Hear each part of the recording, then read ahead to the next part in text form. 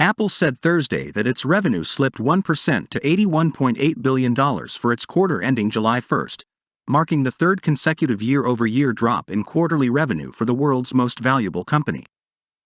There were some bright spots, however. The company said its services revenue reached a new all-time high of $21.2 billion. The services business, which includes Apple Music and Apple TV Plus, is an increasingly important revenue driver for Apple. Moreover, Apple's results narrowly beat Wall Street's estimates for revenue and profit. iPhone revenue came in at $39.7 billion for the quarter, marking an approximately 2% year-over-year decline. Mac revenue was $6.8 billion for the quarter, a 7% drop, and iPad revenue was down nearly 20%. The new iPad Air launched in the same quarter last year. Shares of Apple ticked down by more than 1% in after-hours trading Thursday. But the stock has climbed some 50% from the start of the year. In a statement accompanying the earnings results, CEO Tim Cook touted the rosy services figure and strong performance in emerging markets.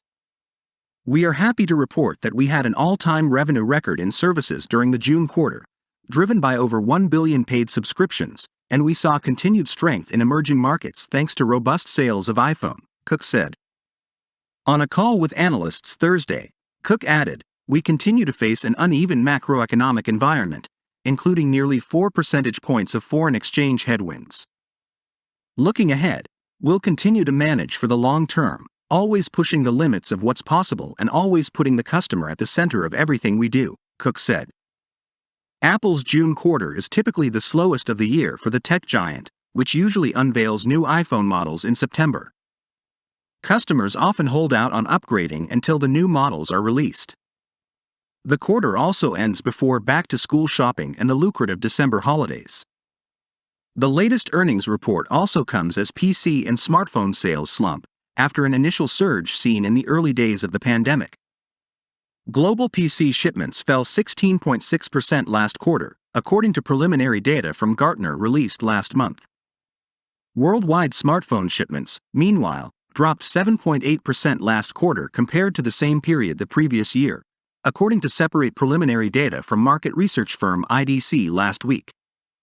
Like other major tech companies, even Apple is suffering from the negative impact of a worsening macro backdrop and ongoing supply chain woes, though it has done a better job of navigating through the challenging environment, Jesse Cohen, senior analyst at Investing.com, said in a note Thursday evening.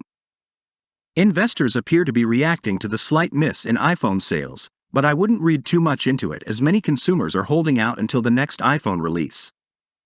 Looking forward, Apple's CFO Luca Maestri said on the call that the company expects its quarter ending in September year-over-year revenue performance to be similar to the June quarter, assuming macroeconomic outlook doesn't worsen.